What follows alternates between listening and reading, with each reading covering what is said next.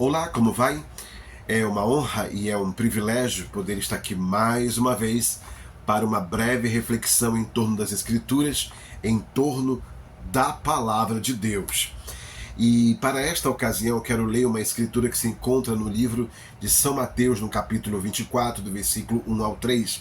Mateus 24, do verso 1 ao 3, que diz desta maneira: E quando Jesus ia saindo do templo, aproximaram-se dele os seus discípulos para lhe mostrarem a estrutura do templo. Jesus, porém, lhes disse: Não vedes tudo isto? Em verdade vos digo que não ficará aqui pedra sobre pedra que não seja derrubada. E estando assentado no Monte das Oliveiras, chegaram-se a ele os seus discípulos em particular, dizendo: Dize-nos, quando serão essas coisas? E que sinal haverá da tua vinda e do fim do mundo? Para esta reflexão eu quero dar um tema. E o nosso tema é o paralelismo entre Mateus 24 e Apocalipse 6. O paralelismo entre Mateus 24 e Apocalipse capítulo 6.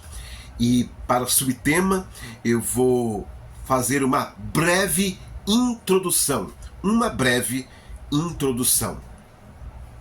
Observe, o texto nos revela que Jesus, ao sair do templo, foi cercado por seus discípulos que se esforçaram para mostrar a pujança do templo, aquela estrutura maravilhosa e bem atrativa, uma estrutura que teve bastante gasto. Era um grande templo que fora reformado pelo rei Herodes. Mas a resposta de Jesus não foi nada favorável, digamos, àquela exuberância religiosa, pois seu vaticínio em relação ao templo, reformado pelo rei Herodes, resumiu-se nas seguintes palavras: Não ficará aqui pedra sobre pedra que não seja derribada. No versículo 3 está escrito desta maneira, Mateus 24, verso 3: E estando assentado no Monte das Oliveiras, chegaram-se a ele os seus discípulos em particular, dizendo: Dize-nos, quando serão estas coisas? E que sinal haverá da tua vinda e do fim do mundo? Então eles fazem a Jesus três perguntas, ou uma tríplice pergunta, ou três perguntas em uma. A primeira é: dize-nos, quando serão essas coisas? E que sinal haverá da tua vinda? Essa é a segunda. E a terceira: e do fim do mundo? Então é três perguntas em uma. A primeira pergunta se refere ao que acabara de profetizar, que é: dize-nos, quando serão essas coisas? É a primeira pergunta. Ou seja, que não ficará pedra sobre pedra, como o Senhor acabara de dizer. Como o Senhor acaba de dizer, não vai ficar pedra sobre pedra. E quando vai suceder, vai acontecer essas coisas? Jesus ele não detalha aí como isso vai acontecer. Mas em 70 depois de Cristo, o general Tito Vespasiano, com um exército romano, entra em Jerusalém, destrói o templo e assassina milhares de judeus neste dia. E lembre-se que na reforma de Herodes, a frente do templo era banhada de ouro, de modo que, vendo-a de longe, via-se o brilho do templo. Quando os soldados romanos destruíram o templo, os soldados derrubaram estas pedras banhadas em ouro para queimá-las a fim de tirar o ouro delas, cumprindo assim a profecia de que não ficaria pedra sobre pedra que não fosse derrubada. Ou seja, que a profecia cumpriu-se cabalmente como havia profetizado anos antes o nosso Senhor Jesus Cristo. A segunda pergunta é: e que sinal haverá da tua vinda?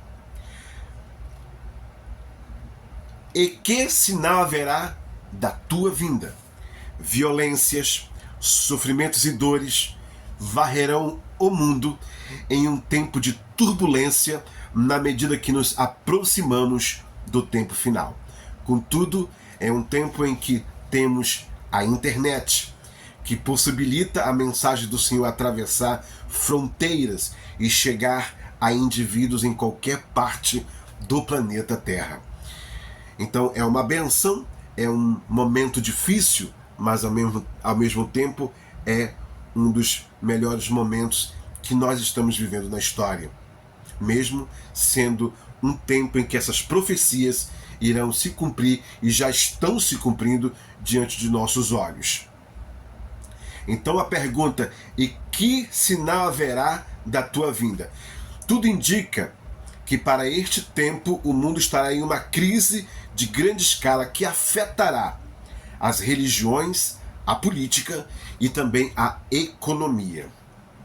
Não obstante, a mensagem ela vai fluir poderosamente através de homens e mulheres tementes a Deus que levarão esta mensagem, que colocarão em redes sociais e que a pregarão nas congregações e que a levarão pelas ruas e anunciarão esta mensagem até que ela chegue ao eleito e o eleito receba Cristo como seu único e suficiente Salvador. De modo que as coisas ficarão nesse tempo, para este tempo, bem difíceis, apesar de multidões não se importarem com o que está certo ou errado, mas as profecias vão se cumprir e elas verão diante dos seus olhos que aquilo que as profecias, a palavra diz, é verdade. Assim, ser um pregador de temas escatológicos é praticamente como dar a face ao tapa, a cara ao tapa, porque as pessoas não gostam mais desses assuntos e desses temas. Contudo, devem ser pregados porque fazem parte da palavra de Deus, fazem parte das Escrituras sagradas. E continuamos, pois, a pregar Cristo, a salvação para todas as almas e a todas as criaturas, a todas as nações. Está escrito em Marcos 16, verso 15: ide por todo mundo e pregai o evangelho a toda criatura. E é o que os filhos e as filhas de Deus, ungidos pelo Espírito Santo, têm feito nesse tempo final. E a sétima era da igreja, a era de Laodiceia, rejeita nesse último dia a verdade, pois ela expulsa Cristo do seu meio e rejeita o nome de Jesus Cristo no batismo em águas. E isto é o que acontecerá antes da vinda de Cristo. Mateus 24, verso 9, está escrito desta maneira: então vos hão de entregar para seres atormentados e matar-vos-ão, e sereis odiados de todas as nações por causa do meu nome. Seremos odiados por causa do nome de Cristo. Seremos odiados por pregarmos a palavra e nos mantermos fiéis a ela. Bem, há os que dizem que no século XX e no século XXI não há mais tanta perseguição ou nenhuma perseguição aos cristãos, mas enganam-se quem pensa desta forma. Pois quando a igreja de Laodiceia, a última era da igreja, expulsa Cristo do seu meio, desencadeia-se no mundo espiritual uma perseguição aos verdadeiros cristãos que amam a Jesus Cristo. Há um fato histórico de 1915. Ali iniciou-se uma massiva perseguição por parte dos turcos otomanos aos cristãos, de maneira que foram mortos mais de 1 milhão de cristãos armênios naquela época. Nasceu ali a palavra, inclusive nasceu ali a palavra genocídio. Hoje, em mais de 40 países, os cristãos ainda sofrem perseguição por parte dos muçulmanos, de maneira que morrem aproximadamente 180 cristãos por mês, tanto no Iraque quanto na Síria. Ou seja, a rejeição e a condenação dos crentes na Bíblia, daqueles que creem na Bíblia, tende a crescer. E isso porque as pessoas não aceitarão que se preguem a doutrina que discordam, doutrina que eles não aceitam.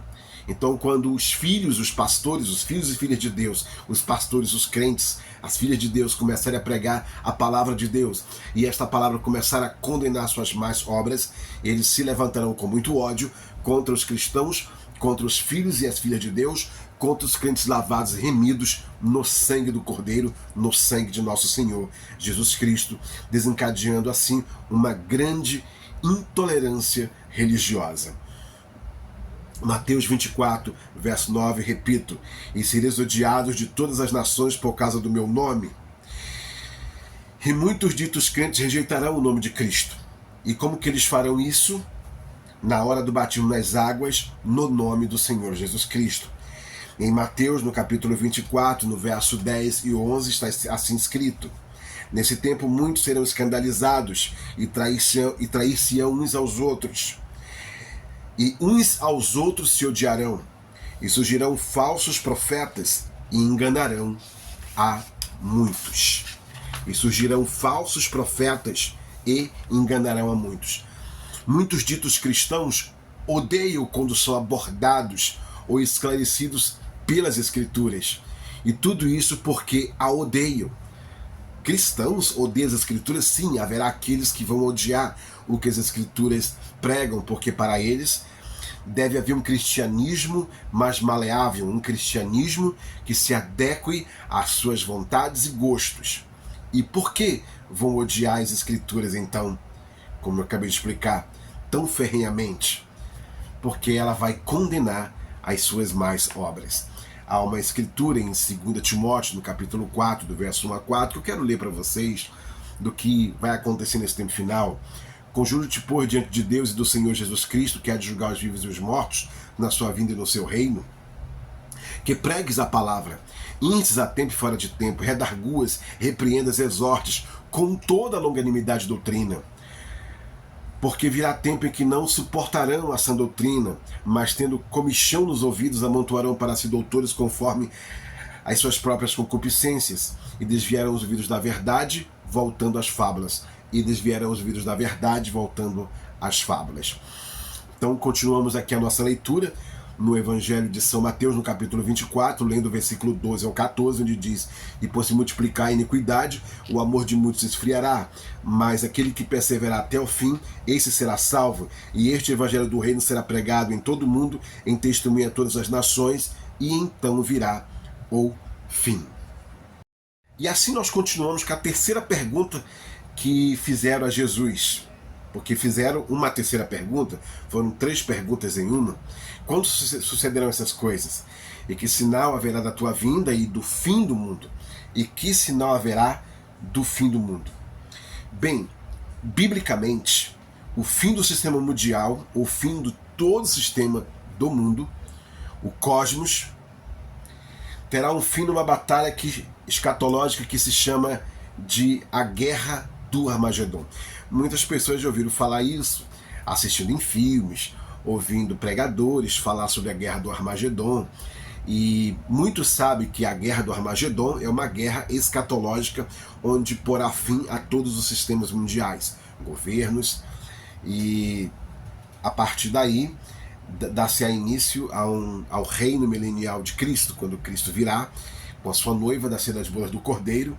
Depois de 3 anos e meio de grande tribulação, estabelecerá o reino, mas antes disso haverá o fim desses sistemas numa guerra escatológica chamada Guerra do Armagedon, conforme Apocalipse capítulo 16, do versículo 13 ao 16, onde está escrito desta maneira: e da boca do dragão, e da boca da besta, e da boca do falso profeta vi sair 3 espíritos imundos, semelhantes a rãs, porque são espíritos de demônios que fazem prodígios, os quais vão ao encontro dos reis da terra e de todo mundo, para os congregar para a batalha, naquele grande dia do Deus Todo-Poderoso. Naquele grande dia do Deus Todo-Poderoso.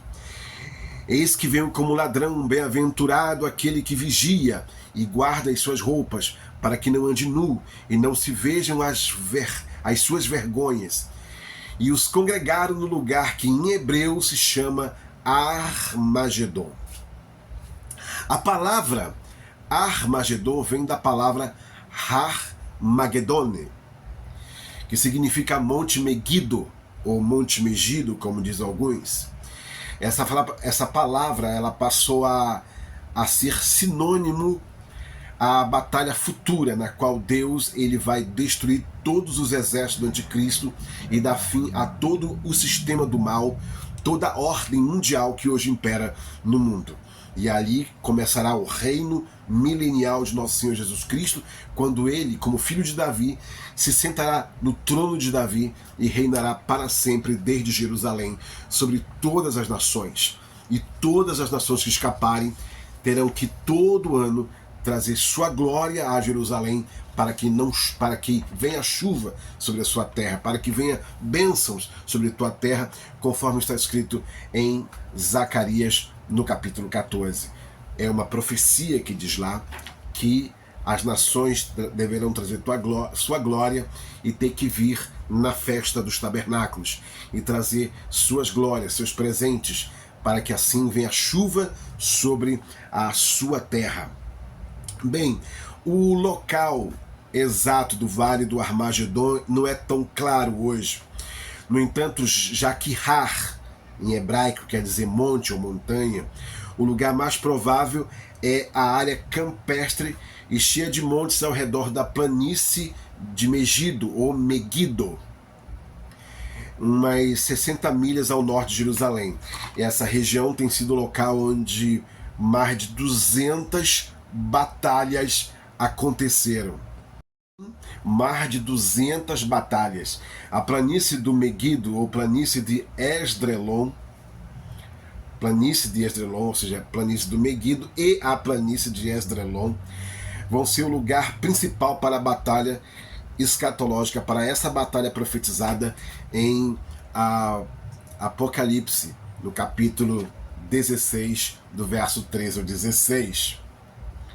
E essa batalha, ela tomará toda a região de Israel até a cidade edomita de Bosra, conforme Isaías capítulo 63, versículo 1. O Vale do Armagedon era famoso por causa de duas grandes batalhas históricas em Israel, que culminou na vitória de Baraque contra os cananitas em Juízes 4, versículo 15, e a morte de Saul e seus filhos em 1 Samuel 31, mas a segunda maior batalha foi a vitória de Gideão contra os midianitas em Juízes 7, e também aconteceu aí nessa parte a morte de Saul e seus filhos, 1 Samuel 31, 8, e a morte do rei Josias, 2 Reis capítulo 23, verso 29 ao 30, e em 2 Crônicas 35, verso 22. E por causa dessa história que há na Bíblia, nas Escrituras Sagradas, dessas batalhas e vitórias que houveram nessa parte aí de Israel, então o Vale do Armagedon se tornou um símbolo do conflito final entre Deus e as forças do mal. A palavra Armagedon ocorre inclusive só nessa passagem. Só nessa passagem de Apocalipse é que há a palavra Armagedon. Apocalipse 16, versículo 16. Só aqui, neste verso, é que existe na Bíblia a palavra Armagedon. Bem, essa é a nossa primeira parte do nosso estudo bíblico, o paralelismo entre Mateus 24 e Apocalipse 6, capítulo 6, e o nosso subtema foi uma breve introdução. Que Deus em Cristo vos abençoe e até a nossa próxima reflexão.